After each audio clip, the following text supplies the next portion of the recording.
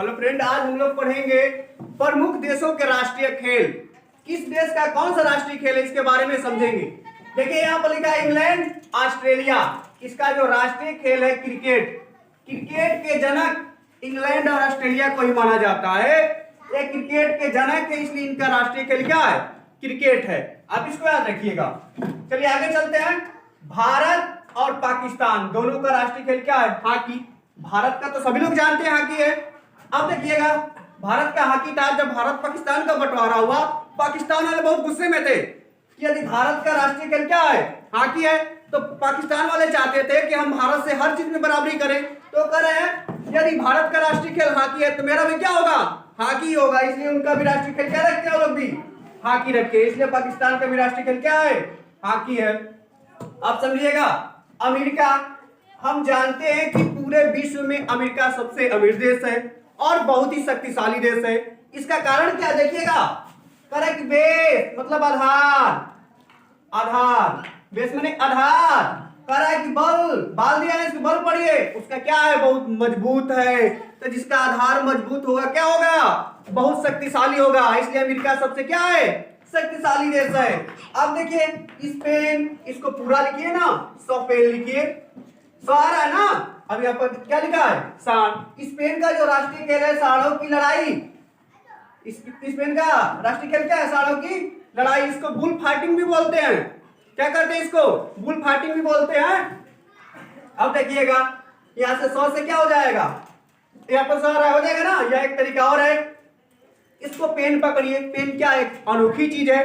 Pen एक अनोखी चीज है। और यहाँ पर जो सांडों की लड़ाई भी हो रही है वो भी क्या है? अनोखी चीज है। और किसी देश में सांडों की लड़ाई का खेल नहीं होता है। इसे भी आप याद रख सकते हैं। देखिएगा, करेक्ट इंडोनेशिया और मलेशिया दोनों अंत में क्या है? सिया पकड़िए इसको। इंडोनेशिया और मलेशिया। यहाँ पर क्या है? बैग आ रहा है, इसको बैग लिखिए। क्या लिखिए? बैग। करेक्ट सिया। क्या क्या सीने की बात कर रहा है? बैग सीने की बात कर रहा है।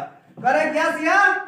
बैग सिया। अर्थात इंडोनेशिया और मलेशिया का राष्ट्रीय खेल क्या है? बैडमिंटन है। अब देखिएगा, श्रीलंका। यहाँ पर क्या रहा है? लंका। और हम लोग सभी लोग जानते हैं कि लंका को जलाने वाले कौन थे? हनुमान जी। अब लंका को वही जलाएगा जिसके पास क्या होगा?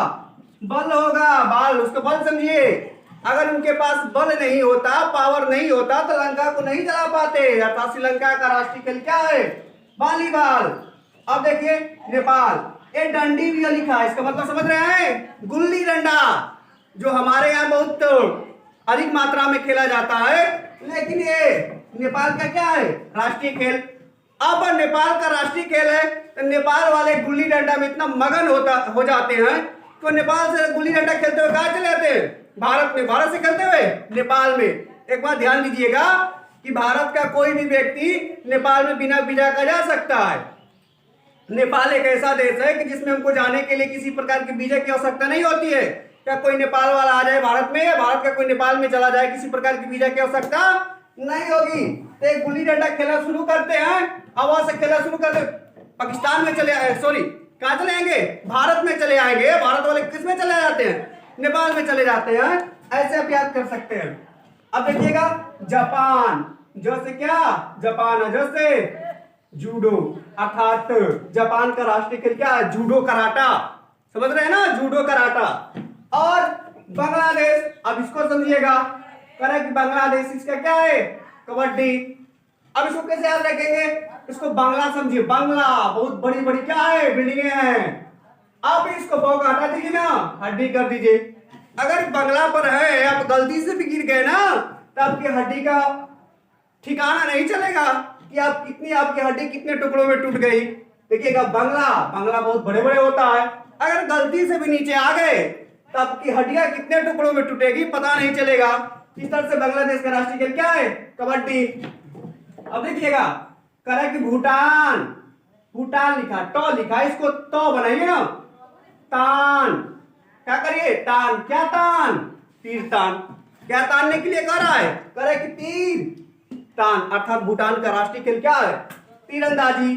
अब देखिएगा यहाँ पर चीन। चीन का राष्ट्रीय खेल है टेबल टेनिस। इसको कैसे याद रखेंगे? सभी लोग जानते हैं कि पूरे देश में कोरोना फैलाने वाला अगर कोई देश है तो चीन है। अब चीन वाले पर पूरे विश्व के लोग इतने गुस्से में हैं कि अगर चीन का कोई भी व्यक्ति गलती से भी कहीं दिखाई दे दे तो उसको बहुत मार मारेंगे। लेकिन हमारे कोचिंग के कुछ स्टूडेंट इतने गुस्से में थे कि हमसे कह रहे थे कि यदि सर हमको कोई चीन वाले मिल जाए तो हम लोग उसको कैसे मारेंगे। कह रहे हैं पहले उसको टेबल में क्या कर देंगे, हम लोग बांध देंगे, टेबल में बांध देंगे, उसके बाद क्या करेंगे हम लोग उसको चुन चुन के मारेंगे। अर्थात चीन का राष्ट्रीय खेल क्या है, टेबल टेनिस। अब देखिएगा ब्राजील, फ्रांस और रूस का राष्ट्रीय खेल क्या है, फुटबॉल, और रूस का राष्ट्रीय खेल शतरंज भी है। इसको कैसे याद रखेंगे, देखिएगा फ्रांस, ब्राजील और रूस, ये तीनों मित्र हैं।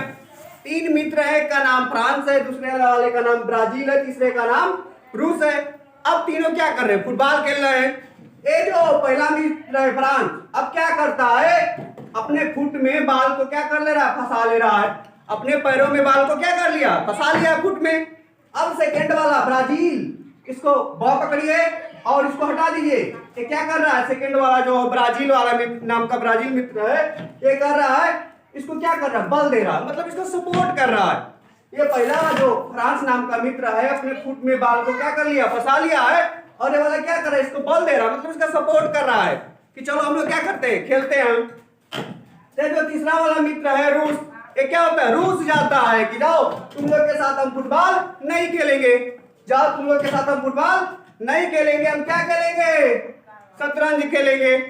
ये क्या हो जाता है, रूस जाता है कि तुम लोग के साथ हम फुटबॉल नहीं खेलेंगे, हम क्या खेलेंगे, शतरंज खेलेंगे। इस प्रकार से याद कर सकते हैं कि फ्रांस, ब्राजील और रूस का राष्ट्रीय खेल क्या है, फुटबॉल, और रूस का ध्यान दीजिएगा शतरंज भी है। अब स्कॉटलैंड का राष्ट्रीय खेल क्या है, रग्बी फुटबॉल। अब इसमें कुल कितने खिलाड़ी होते हैं, सबसे अधिक खिलाड़ी 15 खिलाड़ी होते हैं। अब देखिए कितने खिलाड़ी को मैं बताऊंगा कौन किसमें कितने खिलाड़ी होते हैं। अब देखिएगा एक रवि नाम का लड़का है और उसकी मम्मी सुबह सुबह क्या कर रही है, जगा रही है, बेटा जग जाओ, क्या करना है, काटना है, लैंड माने भूमि से। रवि नाम का लड़का भी है और रवि की फसल मतलब गेहूं की फसल को काटना है। सुबह सुबह उसकी मम्मी जगा रही है, बेटा जग जाओ, खेत से गेहूं की फसल को क्या करना है, काटना है। वो क्या कर रहा है, फुट दिखा रहा है, पैर दिखा रहा है, पैर दिखा रहा है कि फुट मतलब पैर में क्या उसको प्रॉब्लम, मतलब हम नहीं जगेंगे, हम काटने वाले नहीं है। फिर से देखिएगा एक रवि नाम का लड़का है, उसकी मम्मी सुबह से जगा रही है, बेटा जग जाओ, काटना है, क्या लैंड माने भूमि से, मतलब खेत से क्या काटना है, रवि की फसल मतलब गेहूं की फसल काटना है। रवि की फसल में गेहूं की फसल आ जाएगी, चना आ जाएगा, मटर आ जाएगा, कई आ जाएंगी, लेकिन उसको क्या काटना है, गेहूं की फसल को काटना है। वो क्या दिखा रहा है, फुट दिखा रहा है कि मम्मी हमारे फुट में क्या है, प्रॉब्लम है, हम नहीं जग सकते, हम काटने वाले नहीं है। अगर कोई मित्र आके गलती से बोले चल रहा क्रिकेट खेले तो जाके खड़ा हो जाएगा, फुट का पर सारा क्या हो जाएगा, समाप्त। लेकिन अभी उसको काटना है, उसको दर्द है। अब देखिएगा कनाडा का आइस माने बर्फ होता है, हॉकी माने हॉकी मतलब जो कनाडा में हॉकी खेली जाती है, बर्फ हॉकी खेली जाती है। इसको कैसे याद रखेंगे, अब एक कना लिखा है, इसको कान कर दीजिए ना, कान, और आइस माने बर्फ। अगर सर्दी के मौसम में गलती से भी कोई दूसरा हाथ कान पर क्या चेहरे पर कोई व्यक्ति रख देता है तो क्या होता है, बहुत ठंड लगता है। वो क्या कहेगा, हटाओ, क्या करें, जल्दी हटाओ, क्या लग रहा है, बहुत ठंड लग रही है। अर्थात इस प्रकार से याद कर सकते हैं कि कनाडा का राष्ट्रीय खेल क्या है, आइस हॉकी है। मैं उम्मीद करूंगा हमारा जो वीडियो है घरेलू ट्रिक से आप लोग को बिल्कुल पसंद आएगा। हमारे वीडियो को अधिक से लाइक करिए, शेयर करिए, हमारे चैनल को सब्सक्राइब करिए। Thanks for watching.